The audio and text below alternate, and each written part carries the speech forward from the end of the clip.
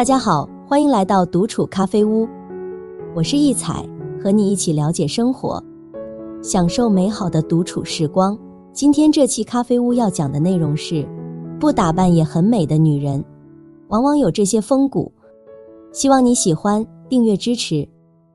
一位女人的美貌，男人往往以首次见面的直观感受作为评判标准，而这种直观感受又常常基于她的外在形象。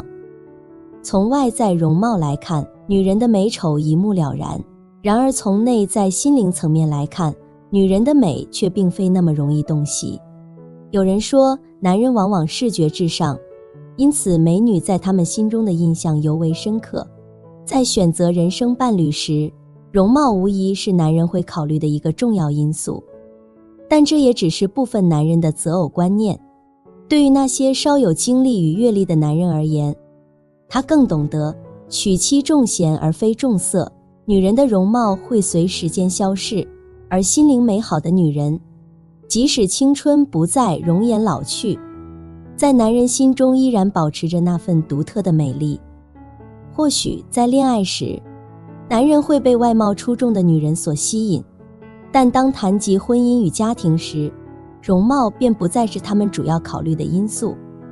当然，若女人能够同时拥有美貌与才德，那自然是最为理想的。然而，若必须在这两者中做出选择，男人往往会倾向于后者。巴尔扎克曾言，一个能思想的女人，才真是一个力量无边的人。越是优秀的男人，越倾向于选择那些有思想、有见地、内心强大的女人。他们更偏爱那些心灵美的女人，这样的女人最适合作为妻子，即便不施粉黛，也能散发出独特的高级美。一、善良的女人。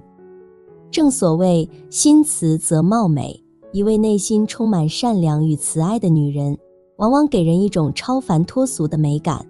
这种美感远非金钱、服饰或妆容所能及。同事小薇是一位极为善良的人。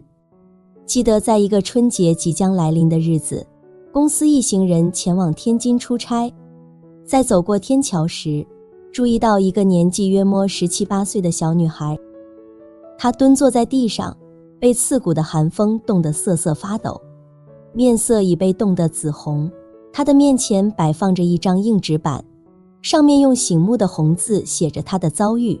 作为一名在校大学生，她在放假回家的途中不幸遭遇了偷窃，身无分文，希望能得到好心人的援助，让她能够顺利回家过年。看到这一幕，小薇毫不犹豫地走过去，俯下身轻声询问女孩：“姑娘，你回家需要多少钱呢？”女孩眼中瞬间泛起了泪光，她低声回答：“500元就足够了。”小薇没有丝毫犹豫，从钱包里掏出600元递给了女孩，并温柔地说：“路上买点吃的，好好回家过年吧。”女孩感动得泣不成声，她紧紧握住小薇的手，一再追问她的地址。我们的同事见状，便将自己的单位地址告诉了女孩。事后，有人担心地问小薇：“你就不怕被骗了吗？”小薇却微笑着回答：“万一是真的呢？”春节过后，我们回到单位，小薇收到了一个从广西山村寄来的包裹，打开一看，里面装着一盒精美的手工糖和600元钱，还有一张感激的便签。我们为那个女孩感到庆幸，更为小薇的善良和无私而深深感动。还有一次，一个同事的社交账号被盗用，在深夜向所有同事发送了一封虚假的求救信息。第二天，大家得知有一个刚毕业的职场新人小白因此被骗了1000元。这笔钱对他来说意义非凡，是他勤工俭学挣来的第一笔钱，也是他目前唯一的生活费。面对小白的遭遇，有些人选择嘲笑他的无知，有些人则冷嘲热讽。然而在这些声音中，小薇却默默地走到了小白的办公桌前，递给他1000元钱。他轻声说：“我知道你是想帮助同事才这样做的，这份心意很珍贵，这钱你先拿着用，别太放在心上。现在回想起来，我们更加明白为什么小薇总是显得那么美丽动人，与她相处总是让人感到温暖如春。这一切都是因为她内心深处那份善良的力量在默默发光发热。要洞察一个女人是否真正善良，她的眼神便是最佳的窗口。即便这位女人历经世态炎凉，阅人无数，但只要她心中那份善良不曾改变，她的眼神仍旧会清澈如初，纯净无瑕。善良是女人最为高尚的一种美，尤其是那种既有善良又有锋芒的女人，更是美中之最。随着我们阅历的积累，会发现这样的女人如同稀世珍宝，难以寻觅。在喧嚣的都市中能够坚守初心，保持热爱的女人，即使静默不语，也仿佛自带光环，那光芒从遥远之处便能感受到，温暖而耀眼。2. 专一的女人。周国平在《内在的从容》中说，专一的爱情是靠了克制人性的天然倾向才得以成全的。不过如果双方都珍惜现有的爱情，这种克制就会是自愿的，并不显得勉强。每个女人对待感情的态度都各有千秋，有的女人视感情如儿戏，趁着青春年华，总认为感情能带来意想不到的惊喜与收获。然而这样的做法或许能短暂地得到某些东西，但因此而失去的却往往更加珍贵。相比之下，专一的女人显得尤为可爱和高级。一旦她在感情中做出了选择，无论是好是坏，是甜是苦，她都会坚定不移地走下去。即使对方先放手，她依然会坚守着最初的那份感动。一个人能否同时倾心于两人呢？这个问题似乎让人联想到电视剧《情深深雨蒙蒙》中的何书桓，他那一句我不是唯一一个为两个女人心动的男人吧，引发了无数争议。然而我们之所以对这种情感持批判态度，很大程度上是因为我们站在了道德的制高点上审视。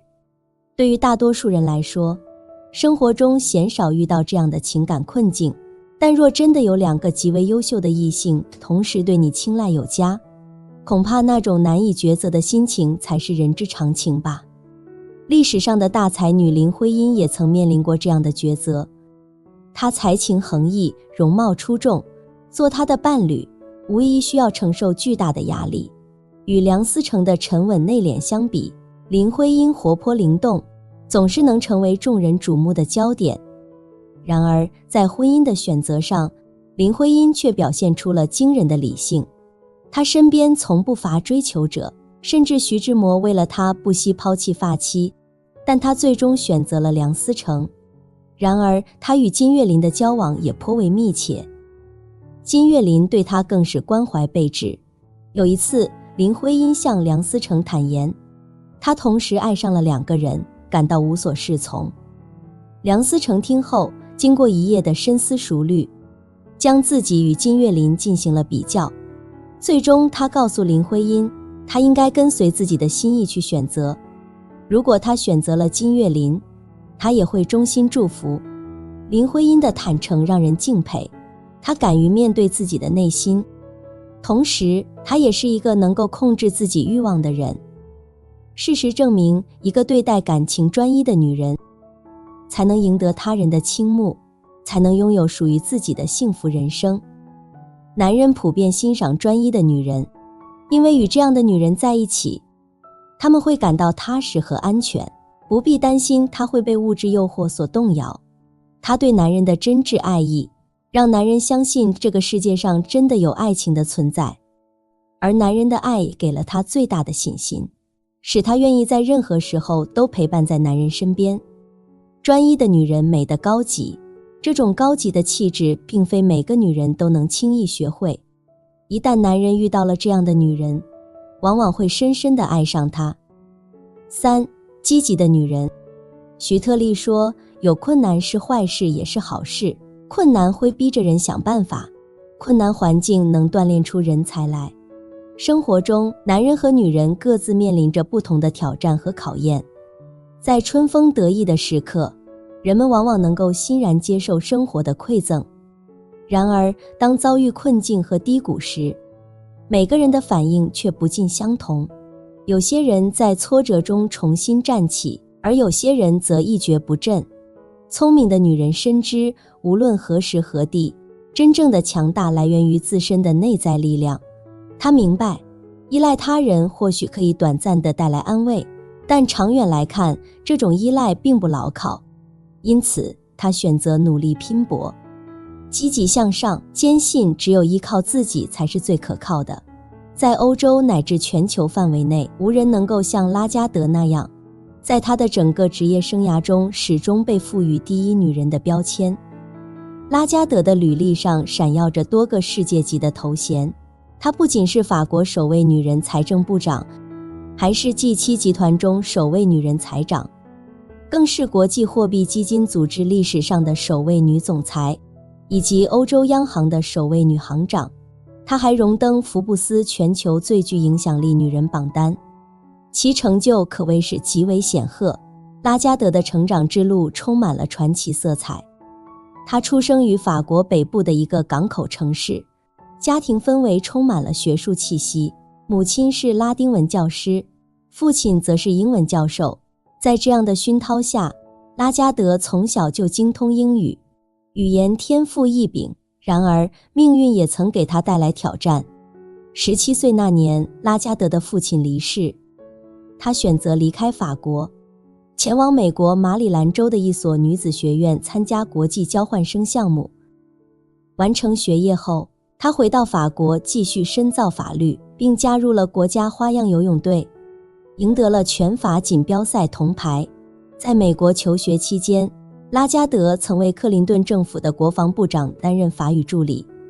这段经历让他对政治产生了浓厚的兴趣，尽管在申请国家行政学院时2次遭到拒绝，但他并未放弃梦想，转而前往普罗旺斯的埃克斯政治大学深造，并获得政治学硕士学位。毕业后，拉加德在法国社会遭遇性别歧视，被告知女人无法成为律师事务所的合伙人。然而，他并未因此气馁，而是选择前往美国律所发展。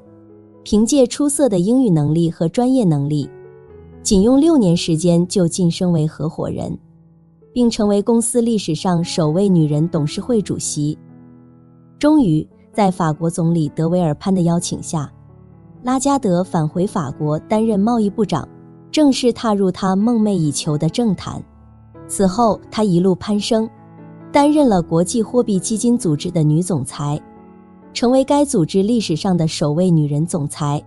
我们都是这个世界上平凡的个体，能够坚强坚定地面对生活的种种挑战并不容易。许多女人曾天真地以为，未来的伴侣会成为她生活中的依靠。然而，男人是否靠得住，能够给予女人多久的依靠，这本身就是一个不确定的因素。只有当女人能够依靠自己的力量，我们才能真正实现无可替代的高级。当想要什么都可以依靠自己获得时，那种安全感是无法用言语表达的。这种安全感源于内心的自信和力量，是任何外在因素都无法替代的。苏格拉底说，女人的纯正事物是美德，不是服装。许多男人都明白这一真理，而我们更应将其铭记于心。男人评价女人是否美丽时，不会仅仅停留在外表的审视上，他们明白真正的美丽需通过深入接触和了解才能揭晓。诚然，擅长化妆和打扮的女人不在少数，但真正能够展现出高级美感的女人却寥寥无几。若美丽仅仅浮于表面，那这样的美并不值得追求。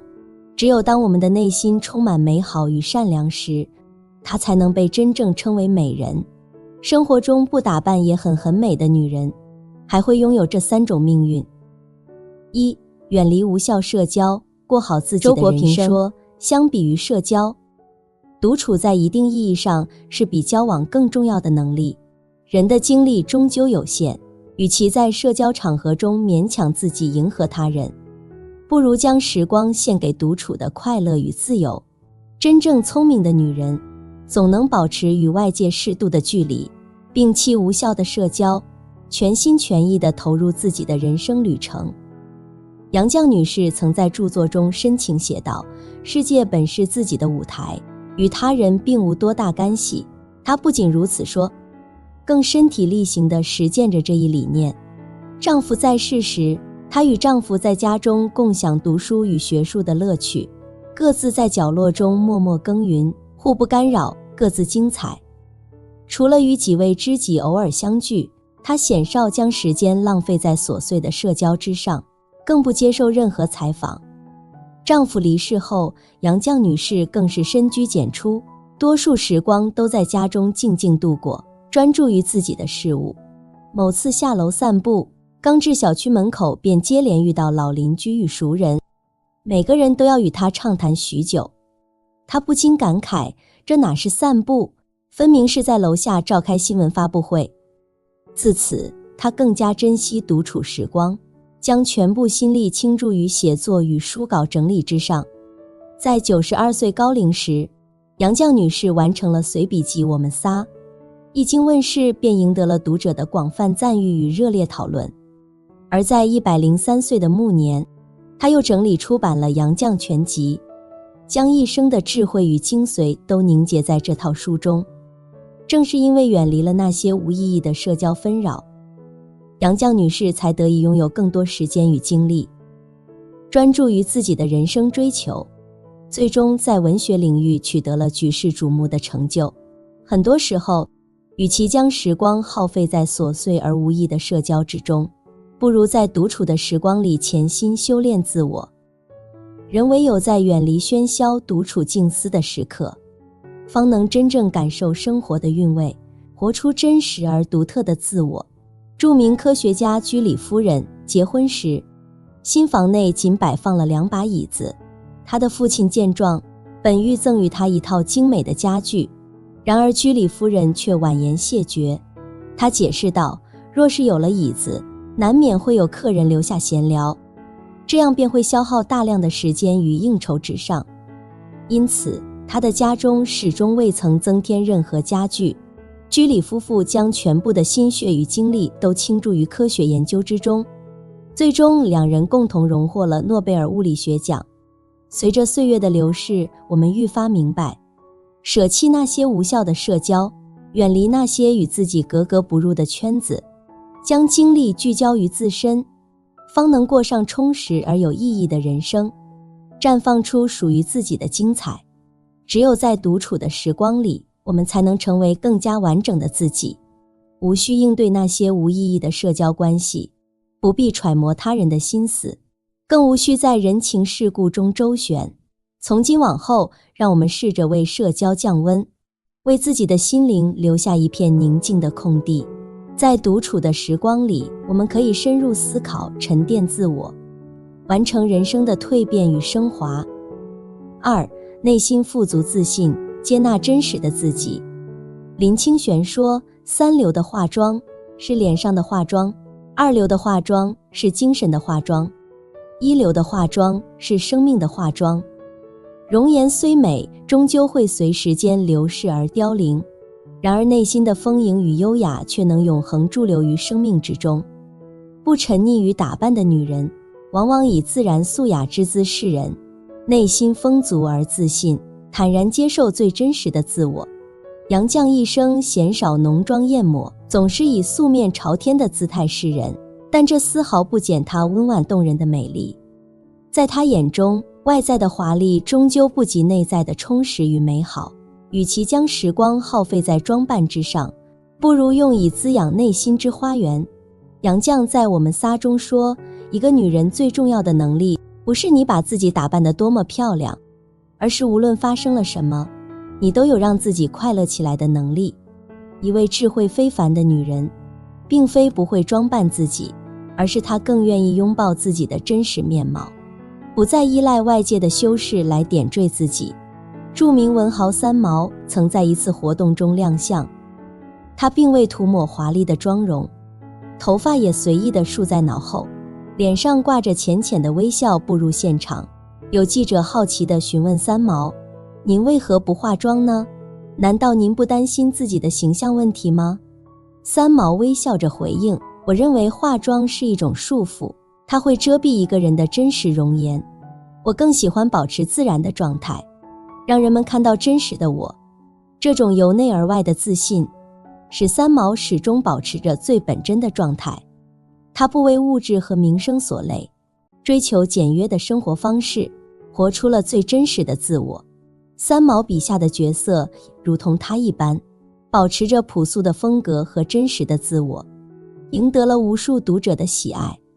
正如西塞罗所说，一切顺乎自然的东西都是美好的。一个女人真正的价值，并非取决于她的外在容貌，而是源自于她内心世界的丰富与精神上的不懈追求。一个女人真正的魅力，并非靠化妆品的装点，而是源自她内心深处的自信与精神的富足。那份自然舒适的面容，正是对生命最真挚的敬意与尊重。人生路漫漫，与其将时光浪费在表面的修饰上，不如坦然接纳最真实的自己，按照自己的步伐，从容不迫地走过每一个精彩的瞬间，活出真正属于自己的精彩人生。3. 崇尚简约生活，拥有丰盈的灵魂。张爱玲说，我们各自都住在各自的衣服里，衣着装扮往往能够揭示一个人的独特风格与品味，映射出他们的生活哲学。那些对衣着打扮不甚热衷的女人，追求一种简约而质朴的生活方式。她深知自己的价值，不轻易被外界的华丽与虚荣所动摇。尽管她的外表可能并不那么光彩夺目，但她的生活却充满了真实与朴素。她注重内心的充实与满足，而非外在的炫耀与虚荣。这样的女人拥有着一颗丰盈而深邃的灵魂，她无需过多的外在装饰，便能以自在和舒适的态度享受生活的每一个瞬间。邻居张奶奶总以低调朴素的面貌示人，对于物质的追求，她向来保持淡然，每日3餐不过是简单的粗茶淡饭，衣着打扮也仅以舒适简约为主。那段时间，周围的女人纷纷追逐时尚潮流，身着色彩斑斓夺人眼球的服饰。然而张奶奶却不为所动，她依旧身着那身素雅的旗袍，在人群中显得与众不同，独树一帜。张奶奶钟爱绘画，每当空闲之余，她都会将时间投入到这个爱好之中。当她沉浸在绘画的世界里时，那份专注与喜悦仿佛让她的生活充满了无穷的乐趣。张奶奶的晚年生活虽然简单，但却过得充实而满足，让许多人为之羡慕。从她的生活经历中，我们不难领悟到一个道理：人生其实并不需要太多的物质与外在的装饰。学会为生活做减法，才能为生命做加法，真正享受那份纯粹与宁静的美好。一书在原物中写道，真正有气质的女人从不炫耀她所拥有的东西，她不告诉人她去过什么地方，有多少件衣裳，买过什么珠宝。智慧的女人常常崇尚简约的生活哲学，她并不执着于外在的华丽，而是致力于内心的丰盈与人生的真谛。这样的女人无论遭遇多少坎坷，面对外界如何的风云变幻，都能保持灵魂的宁静与优雅。在人生的下半场，她选择回归简单，致力于成为一个灵魂深处散发着香气的女子。正如作家契诃夫所言，人的一切都应该是朴素的，无论是面孔、衣裳，还是心灵、思想。对于女人而言，真正的高贵并非来自外表的炫耀与张扬，而是源于内心的真诚与富饶。那些活得越发精彩的女人，往往更懂得向内寻找，丰盈自己的灵魂。她远离无意义的社交，不再过分关注外在的装扮，而是专注于内心的成长与丰富。这样的生活态度让她的日子过得充实而幸福。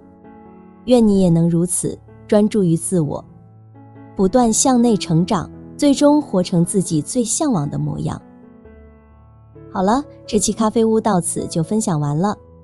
如果内容对你有所帮助，或者看后有所醒悟，麻烦你订阅和分享给身边的朋友。欢迎留言和投稿，在咖啡屋与我们一起学习别人的最好，遇见更好的自己。我们下期节目见。